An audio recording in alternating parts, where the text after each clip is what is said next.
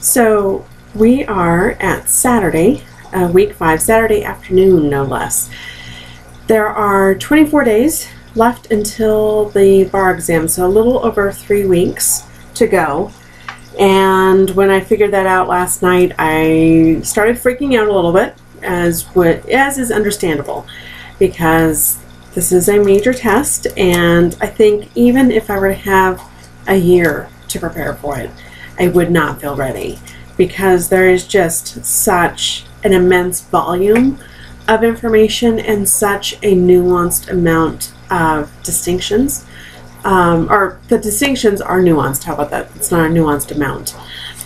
But I think that kind of shows where I am right now, in that I do understand how much I'm facing here, but the sheer scope of it is very overwhelming. So it's really difficult at this point in the game not to feel completely overwhelmed.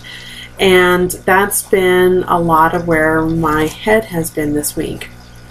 I did come up with a plan for how to finish off the rest of my week and how to walk into the beginning of July feeling a little bit more prepared. Today is the very last of the Barbary classes. Everything left with Barbary is practice tests and, of course, their PACE program. And just a quick word about the Barbary PACE program. I really do appreciate the level of work, I think, anticipated to be put into that. But I think in order to achieve just even the daily amount and keep caught up on that PACE program, you should probably take out eating and sleeping and any interactions, any social interactions of any sort, much less if you're working. I can't even imagine the amount of overwhelm that people might be feeling at this point. So I think part of the key is using that as a guideline. That certainly, you know, I think some of the chronological order of it is very useful. But I also think understanding what activities really speak to how you learn is going to be very crucial.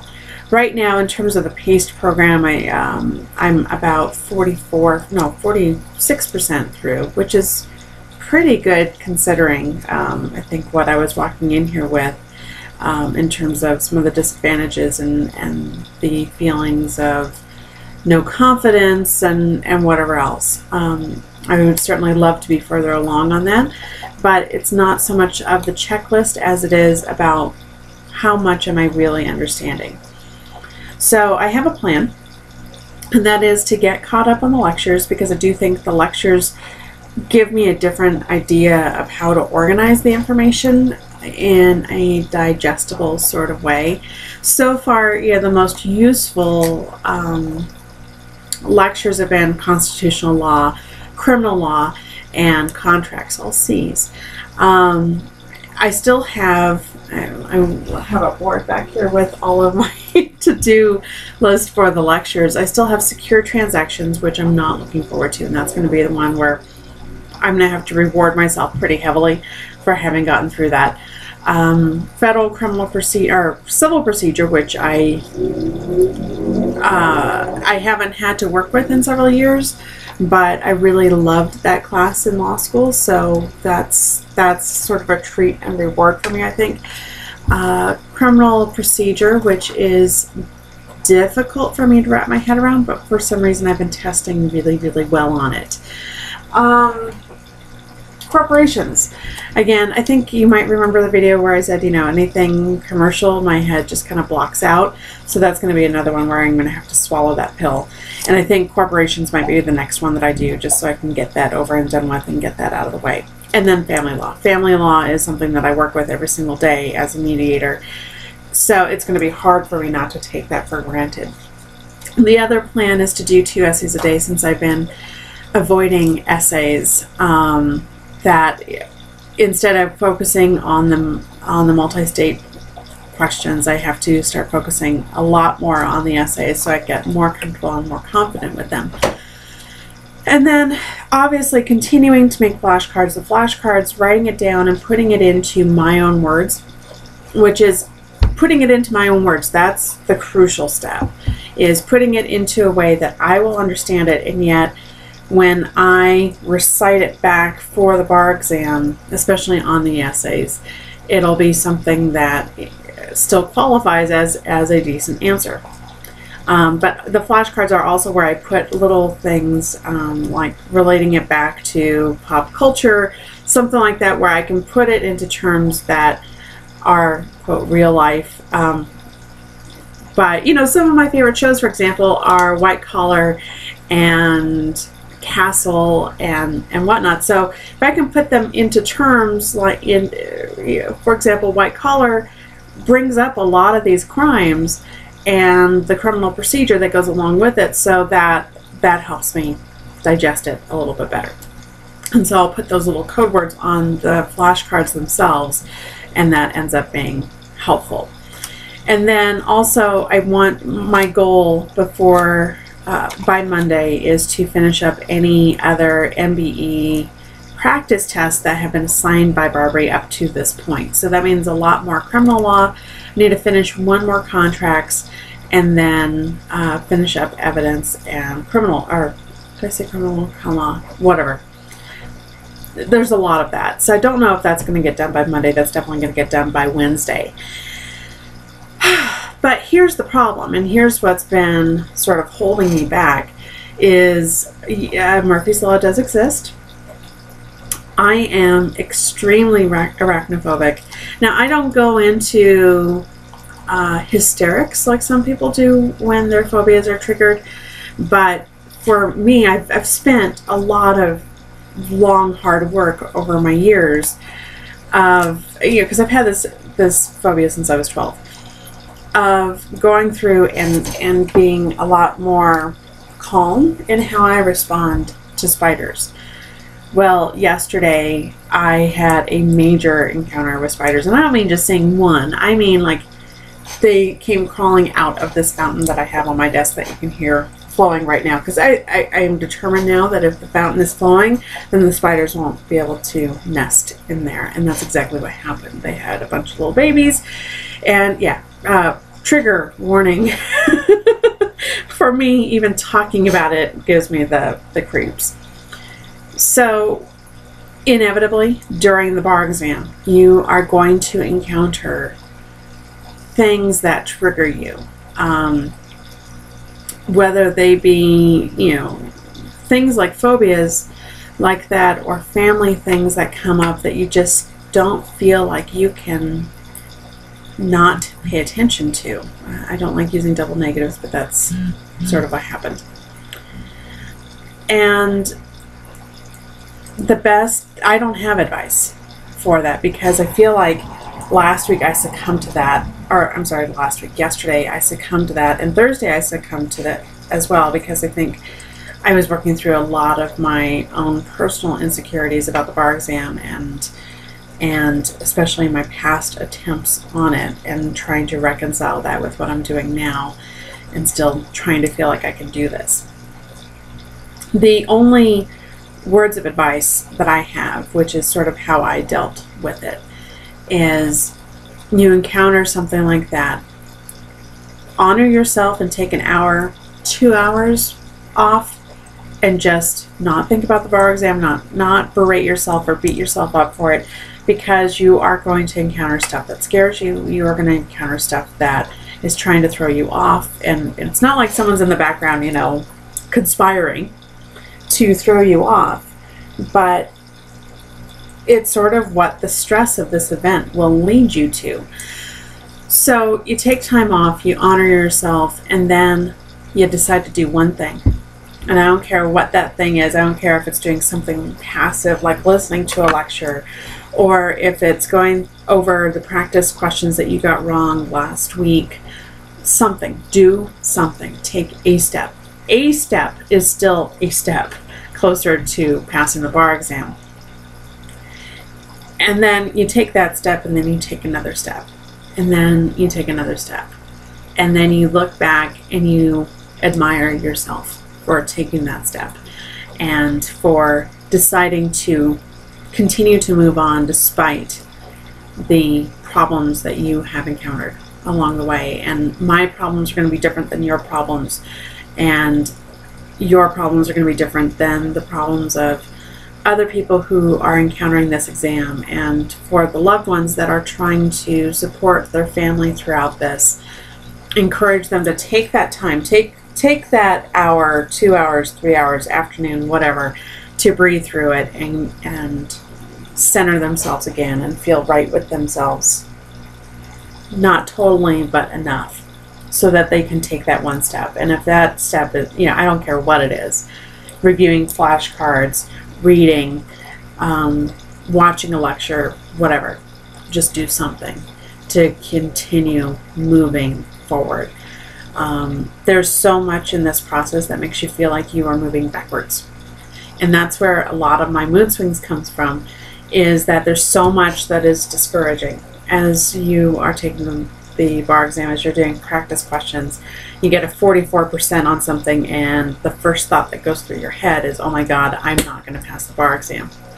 But then I look at what my scores were the last time I took the bar exam.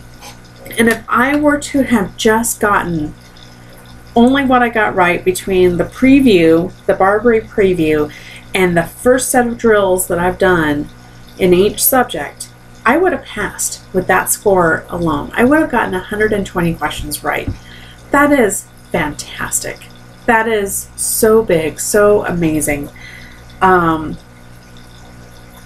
it's, it's being a little bit generous, but roughly what they tell you is that you need around a 119 in order for that score to then scale up to about a 138, 137, which is what you need in order to be able to pass the MBE portion.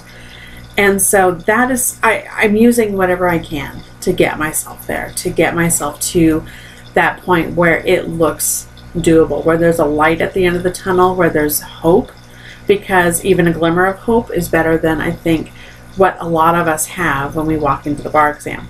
Now, I mentioned that I have been doing a couple of the exercises from the Bar Exam Mind book, which I am really, really liking, and I really need to make much more of a priority to do that, much like I need to make a much bigger priority out of doing yoga and meditation. But there is something to be said for doing whatever it takes to help you feel much more confident and much more centered and in control of this process. And once you start realizing what the different types of questions are that they can give you, then your brain starts figuring that out. So the more practice I do, the better I feel. The other thing I'm doing too is I'm writing out a list of accomplishments. And this list is not complete. This is just what I've done on essays, and it doesn't look like much because it isn't much, but I guarantee you that this is more than what I did the last time I took the bar exam. And actually both times I took the bar exam combined. I did not do that many essays in practice, and I have actually done more than that. This is just the ones that I've counted up off of what I've crossed off of another list. So taking time to write out a list of accomplishments, I think, is also really, really helpful. And it's helpful to me because it gives me some perspective. Whenever I think I haven't done anything, I've done a lot, and I've done a lot more than what I've done the last time around or the last 2 times combined. So I need to keep that perspective each time I want to beat myself up, because so many of us, I think, got through law school and got through our undergrad by beating ourselves up by not getting that A, and as this negative motivation of continuing to whip ourselves into a frenzy in order to motivate us to accomplish even more. But here's the thing, I don't think on the bar exam that that's a helpful way to do things. I've tried that. I've tried calling myself names. I've tried telling myself how stupid I am or whatever else, and reminding myself that I have always felt like a fraud or a failure.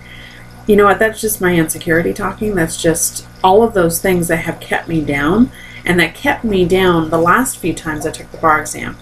And that's the voice that ultimately is going to sabotage you. So the biggest piece of advice I have right now is especially when these things that happen come to discourage you and keep you in that negative space. The only way to counter it is by continuing to move forward and continuing to remind yourself that, you know what, you're no worse off than anybody else who's taking this test. We all have our own struggles. We all have our own problems with this, and we are all fighting a battle that we want to be able to accomplish this. There have been hundreds and thousands of people that have come before us who have done this and done it well, or barely scrape by, and it doesn't matter, because even if you scrape by, you're still in the same group of us that will eventually end up passing. So you're going to pass. You're going to pass, and it's and you're going to give yourself a better chance of passing if you believe that it's going to happen this time around. Now, of course, this is as much a pep talk for myself as it is for anyone who's watching this, but remind yourself that you are accomplishing a great deal. There are millions of people out there who have not approached this because they feel like they can't do it. And so that's something that is incumbent on us to prove to ourselves that yes, we can do it. And yes, this is a lot to get done in a short amount of time, and that itself is a massive accomplishment. So that's my strategy right now, starting on Monday/Tuesday, because I have a feeling I'm still be doing the lectures through Monday. My goal is to do a little bit more yoga, to at least do yoga 2 or 3 more times, to schedule a massage somewhere in there too. That's how I'm going to be taking care of myself. But from then on out, it is single subject studying. Every day is devoted to only 2 subjects, and I don't do this piecemeal stuff all across the board. I focus on those 2 subjects, focus on the areas that are weak, such as towards my negligence and strict liability. That's where I'm at my weakest. Focus on wrapping my head around that, devoting an hour, 2 hours to wrapping my head around those particular subjects. And then a week, 10 days before the bar, that's when all the memorization starts. And that's when my family is going to have to start quizzing me on all of these flashcards. So good luck to you, good luck to me, and here we are about to enter July.